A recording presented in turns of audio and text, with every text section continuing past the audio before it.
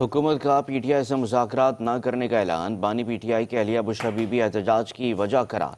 वज़ीर दाखिला मोहसिन नकवी ने वज़ीर इत्तलात अता तारड़ के हमरा डी चौक पर मीडिया से गुफ्तगू में कहा, वज़ीर आज़म ने फैसला किया है कि धरने वालों से कोई मुज़ाकरात नहीं होंगे।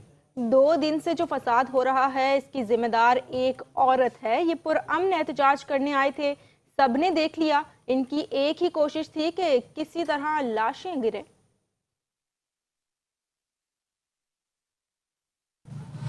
आज अभी पीएम की मीटिंग हुई है, उसमें बड़ा क्लियर कट पीएम का डिसीजन है, गवर्नमेंट का डिसीजन है कि कोई मुज़ाकरात इनसे नहीं होंगे, कोई ये धरने वालों से मुज़ाकरात नहीं होंगे।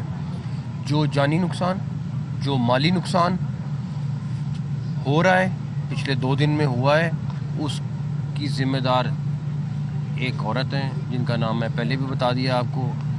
वो होली सोली ज़िम्मेदार है, ठीक है। इस सारी की सारी फसाद के पीछे वो औरत है, और जो मुमकिन हुआ हम उसके ऊपर भी काम करेंगे।